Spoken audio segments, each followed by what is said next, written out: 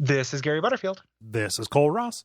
And this is Monster in my podcast. And this is the Firebird. There's a monster in my podcast. Yeah. What to make of this fella? So I initially thought, hey, this is pretty boring. It's just another hawk, similar to the blood kite. I like its I like its illustration. The fact that he's got those two little streamers hanging off the back of his wings. Like a kite. And I like the little bee, the little bonus bee we get that he's going for. Yeah.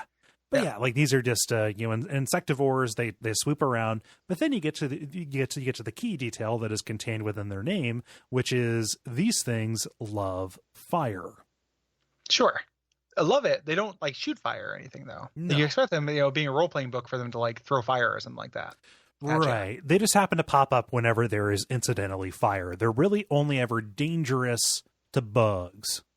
And even when they attack people, most of their attacks are mock attacks. They don't actually make contact with you unless, you push them to great limits, right? Yeah. So they will harry you if you're near their nest, but that's about it. If you push them to the edge, they start walking tall. And you need to make sure you don't get one of these bad boys to the walking tall level, No. But if you don't push them, then they're just kind of peaceful bird dudes. Like, right.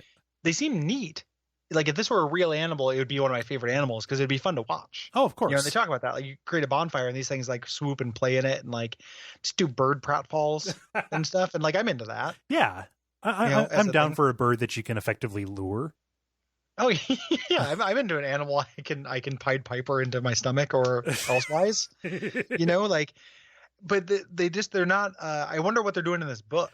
Yeah, that's the problem. Yeah, like that's the big problem is just like, and they function as kind of options for a phoenix. Yes.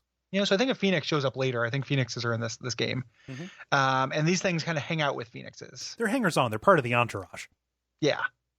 So they, but what is the idea behind them individually? They're not used for corporate security. Like, you're not really they're just kind of flavor.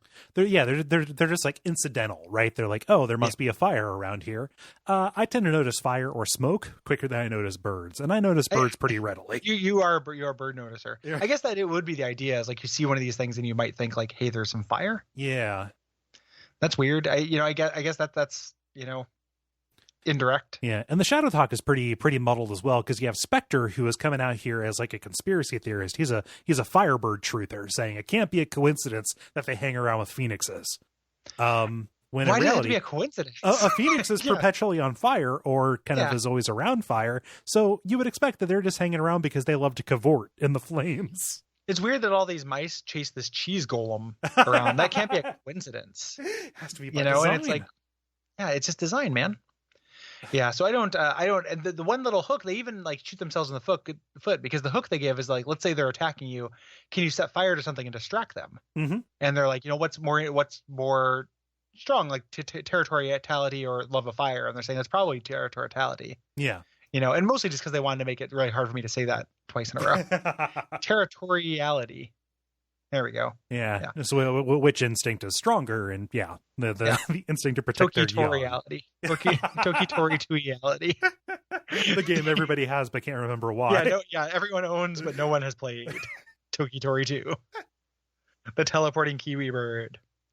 I just don't I feel like that hook, but even when are you going to run into them? Like, they don't even really explain like why they'd be attacking you at all. There's like incidental fauna, like they just happen. It is, and that's a criticism probably of this book is that the majority of what you do around, and like in Shadowrun happens in the city, happens elsewhere. Like a lot of the stuff that you're going to find, a lot of stuff we're talking about is incidental, right? It is a threat on the way.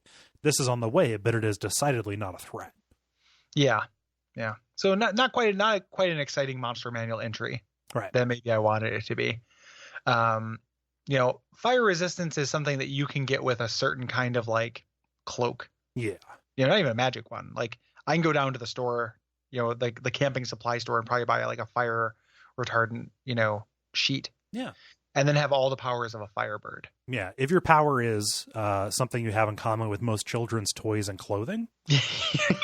If they advertise your power, or there's an asterisk that has your superpower at the bottom of a Power Wheels.